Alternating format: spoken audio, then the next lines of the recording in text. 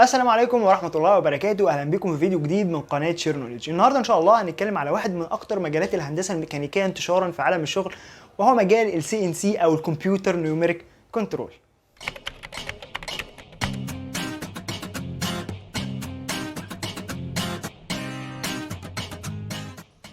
خلينا الفيديو ده ناخده بطريقه مختلفه شويه على هيئه سؤال وجواب، يعني انا هسال السؤال وهجاوبك عليه بحيث ان انا احاول اغطي لك اكبر قدر من الاستفسارات اللي هتكون موجوده في ذهنك على المجال ده على هيئه سؤال وجواب. السؤال رقم 1 معانا، انت قلت لنا يا احمد في اول الفيديو ان مجال ال CNC ده من اكتر المجالات انتشارا. طب ليه؟ عايز الجواب؟ خليني اقول لك الجواب. مكن CNC بالانواع المختلفه بتاعته بتديني اتاحيه ان انا اشكل تقريبا على مجموعه كبيره جدا من جميع انواع المعادن. بس كده لا، غير كده كمان انا بقدر اشكل على الخشب، والتشكيل على الخشب ده انت تقدر تشوفه فين؟ تقدر تشوفه في مصنعين الاساس الكتير جدا اللي موجودين على مستوى مصر. تقريبا معظم مصنعين الاساس بنسبه 99% عندهم مكن CNC، وده ياخدنا للسؤال رقم 2 معانا. السؤال رقم 2 معانا، اذكر لنا كده يا احمد مجموعه من انواع مكنه CNC. اول حاجه خليني اقول لك عليها هي مكنه الميلينج او الطحن بالعربي كده.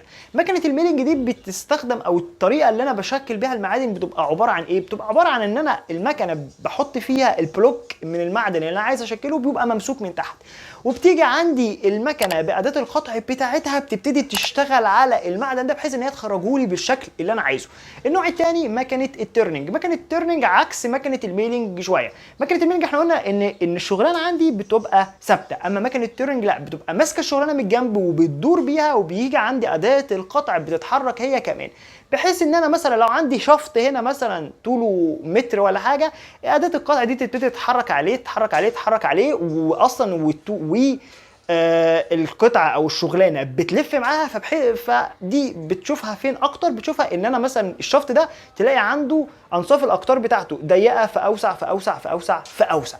ده النوع الثاني معانا. النوع الثالث معانا وهي مكنه الووتر جيت، ودي بتستخدم تكنولوجيا ضغط الميه العالي جدا في ان هي تشكل على المعدن. النوع الرابع معانا وهي مكنه البلازما، ومكنه البلازما دي احنا بنستخدمها في انواع معينه من المعادن زي الستيل، حاجات مش بسهوله ان انا اقدر اشكلها، مش بسهوله ان انا اقدر اجيب اداه قطع وتقدر تشكل لي المعدن ده، لان هو هيبقى صلب جدا. وبالمناسبه في معادن من شده صلابتها انا بجيب اداه قطع معموله من الالماس اللي شده صلابته اقوى من شده صلابه المعدن ده عشان اقدر اشكل بيها. فتخيل ان انا لو جاب عندي مكنه فيها قطعه من الالماس عشان تشكل لي معدن مثلا من الستيل، ده هيبقى المكنه هتبقى غاليه جدا. فعشان كده طلعت تكنولوجيا زي البلازما، وفي حاجات تانية برضو تكنولوجيات طالعه في مكنه CNC زي مكن الراوتر اللي انا بستخدمه في التشكيل على الخشب عشان استخدمه في الديكورات وفي الاساس. وفي برضو عندي نوع كمان مختلف من الليزر اللي انا بستخدمه في التشكيل على الخشب. وعندي نوع تاني مختلف انت ممكن تكون اول مره تسمع عنه، وهو ال 3D برينتر. ال 3D برينتر ده نوع من انواع CNC. خليني اقول لك ان هو نوع من انواع CNC، ولكن خلينا ما نتكلمش فيه في الفيديو ده، خلينا اكلمك فيه في فيديو جاي منفصل عشان ده الكلام فيه هيطول لوحده. السؤال رقم 3 معانا، طب ايه هي يا احمد اشهر البرامج الهندسيه اللي انا ممكن استخدمها عشان اخش المجال ده؟ يعني ايه اشهر البرامج اللي انا ممكن اذاكرها واتعلمها عشان لما اجي اشتغل في المجال ده ابقى فعلا شخص متمكن من المجال؟ قبل ما اجاوبك على السؤال ده خلينا نروح على اللابتوب بتاعي. اي مكنه في الدنيا عايزها تعمل لي تاسك معين لازم ببرمجها. برمجه مكنه CNC مش برمجه زي اي مكنه تانية بستخدم فيها لغه زي السي او لغه زي البايثون. برمجه مكنه CNC بستخدم فيها حاجه اسمها G&M كود. اللي ظهر قدامنا ده على الشاشه حاجه اسمها الجي كود، وهنشوف دلوقتي الام كود. بس خلينا اديك مثال على الجي كود. لو انت كتبت مثلا في الكود بتاعك G00، بمعنى G00 دي يعني رابيد ترافيرس. رابيد ترافيرس يعني ايه؟ يعني حرك اداه القطع باقصى سرعه موجوده ليها. طب احركها لحد فين؟ لحد مثلا نقطه معينه في الاكس والواي والزد، زي ما انا هوريك كمان شويه. بس خليني اعرفك على شكل الجي كود هو عامل ازاي. جي مثلا G01 معناها ان انت هتحرك لي اداه القطع ده في خط مستقيم بس بفيد ريت. يعني ايه بفيد ريت؟ يعني بسرعه قطع معينه. ليه؟ G01 دي انا بستخدمها لما بكون بقطع فعلا اداه القطع لمسه الشغلانه اللي انا بقطع او بشكل فيها، فطبيعي لازم اديها فيد ريت، سرعه قطع معينه. ليه؟ لان انا ممكن اديها سرعه قطع او سرعه قطع في الشغلانه اسرع بكتير من ان المكنه او الاداه تقدر تتحمله، فالتول تتكسر عندي. مثلا حاجه زي جي 02 بيقول لك ان انا التول دي بتتحرك مع عقارب الساعه، جي 03 بتتحرك كاونتر كلوك وايز او عكس عقارب الساعه. دي مجموعه من الجي كود اللي احنا بنستخدمها، ودي يعني لو انت هتخش المجال ده، لو انت مثلا برضو عايز تريننج في الموضوع ده فكلمني، ممكن اريكومند لك كذا مكان اعرفهم فيهم تريننج كويسه جدا. دي مجموعه زي ما انت شايف كده من الجي كودز، يعني ارقام كتير جدا. طب الحاجات دي انا بحفظها؟ لا انت مش بتحفظها، انا هوريك في مثال كمان شويه انت بتعمل ايه. الام كود من الحاجات برضو اللي انا بستخدمها، يعني مثلا لما بكتب جي زيرو مثلا كذا او جي كذا معناها ليها مدلول. طب لو انا كتبت ام مثلا 02 معناها ام 02 دي بتتكتب في اخر البرنامج خالص، معناها ان انت وقف لي البرنامج، انا كده البرنامج بالنسبه لي خلص. رجع اداه القطع بتاعتك لاول بوزيشن ليها، اللي هي المكان اللي اداه القطع المفروض باي ديفولت تبقى موجوده فيه طول ما فيش حاجه موجوده شغاله على المكنه، وهكذا. مجموعه كبيره جدا من الاكواد اللي انا برضه بقدر استخدمها. الاكواد دي زي ما قلت لك مش بتحفظها، هي حاجات موجوده عندك بتبقى موجوده في اعدادات المكنه انت بتقدر تشتغل عليها، وفي حاجات معينه لازم تبقى فاهم كل جي من دول بتستخدمها في ايه، عشان لو انت عايز تعدل حاجه في الكود. خليني دلوقتي اوريك مثال. بص كده بقى وركز معايا، اللي قدامنا ده دلوقتي مثال خلينا نطبق فيه الكلام اللي احنا قلناه من شويه. اول حاجه عندك هنا هتلاقي انت شغال اكس بوزيتيف وواي بوزيتيف، معناها كده ايه؟ معنى ان المكنه دي شغاله في الربع الاول، يعني كل الاحداثيات اللي انا هديها بالبوزيتيف، وده اللي باين قدامنا. طيب انا قايل ان الورك بليس عندي او بدايه الشغلانه او بدايه المكنه لما هتيجي تتحرك، انا عندي الشغلانه بعيده عنها قد ايه؟ بعيده عنها بمقدار 5 في الاكس و5 في الواي. فعشان كده احنا هتلاقي عندك هنا ان انت التول بتبقى لو هي موجوده هنا بتتحرك بجي 00 اقصى سرعه للمكنه، اللي هي الرابت ترافيرس جي 00 لحد النقطه دي. وبعد كده اول ما تيجي عند النقطه دي انسى بقى قصه الفيد ريت، وانسى قصه ان انت هتنزل بقد ايه في محور الزد، وانسى القصه دي خالص، مش عشان ما شتتكش. فخلينا ممكن نتكلم فيها، لو حد محتار فيها في حاجه ممكن يكلمني واقدر ان شاء الله افيده فيها، او ممكن كمان لو عايز ماتيريال معينه ابعت له ماتيريال ممكن يذاكر منها القصه دي، بس عشان ما شتتكش في الفيديو خليك معايا على الرسمه البسيطه اللي قدامنا دي. طيب بعد كده انا خلاص عملت ابروتشنج للتول عندي على بدايه الشغلانه، تبتدي تتحرك على جي 01 اللي هو لينير دايركشن، تبتدي تتحرك لحد ايه؟ لحد مثلا النقطه 5 و15 اللي هو نقطه برضو في محور الاكس والواي وبالبوزيتيف، عشان احنا قلنا المحاور عندنا هنا بالبوزيتيف في الربع الاول. طب بعد كده استخدم جي 02، يعني انا عندي المكنه هتتحرك كده مع عقارب الساعه، وعندي ار هتتحرك على نص قطر معين على النقطه اللي هي المفروض توصل ليها، اللي هي نقطه 9 و15.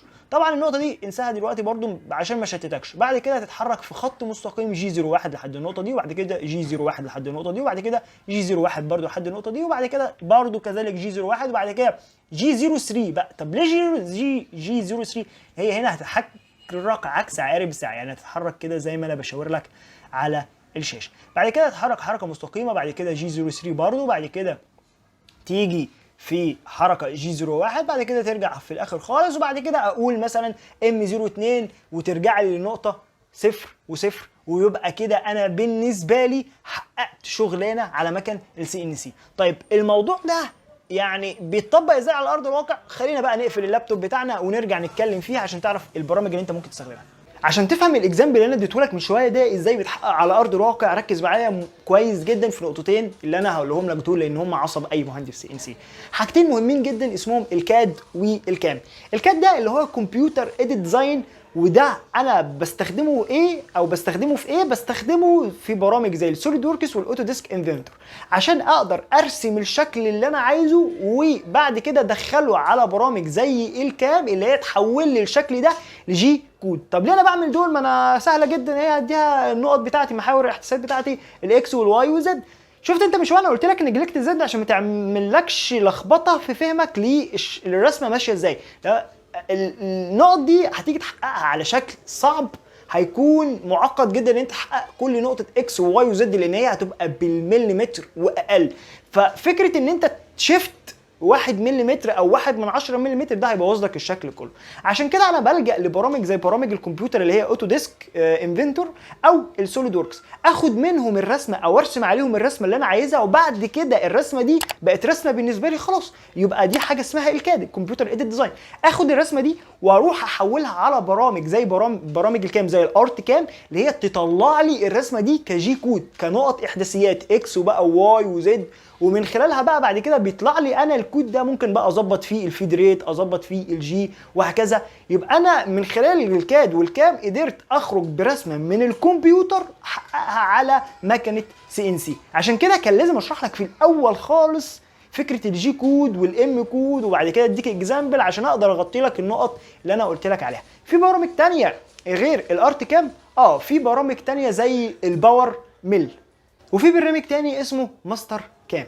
طبعا زي ما انا قلت لك في الفيديو، لو انت احتجت اي تريننج او اي كورسز في الموضوع ده كلمني، هريكومند لك اماكن كويسه جدا بتدي تريننج وكورسز في المجال ده يعني، وان شاء الله التريننج دي انت هتخرج منها فاهم تقريبا كل حاجه في المجال، لان انت هتشتغل يدوي بايدك عشان تعمل الجي كود وتبتدي ترسم انت جي كود بايدك، وتبقى عندك التخيل للجي كود، عشان لما تيجي بعد كده تستخدم برامج زي الكاد والكام تقدر تقرا البرنامج ده بمنتهى السهوله، وتقدر يبقى عندك زي السنسيتيفيتي ان انت تعدل في الفيد ريت، تعدل في الجي كود، يبقى فاهم فعلا الحاجات اللي طالعه لك من البروجرام ده، يبقى انت عندك درايه كامله بيها وفاهمها كلها لان انت اشتغلت عليها قبل كده بايدك. فانت لو احتجت اي تريننج او اي كورسز كلمني وانا هريكومند لك اماكن على طول.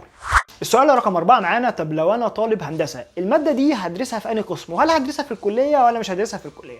بص خلينا اديك اكزامبل عن نفسي. انا كاحمد في ميكاترونكس كنت دارس الماده دي في سنه ثالثه تخصص، كنت دارس ماده اسمها CNC.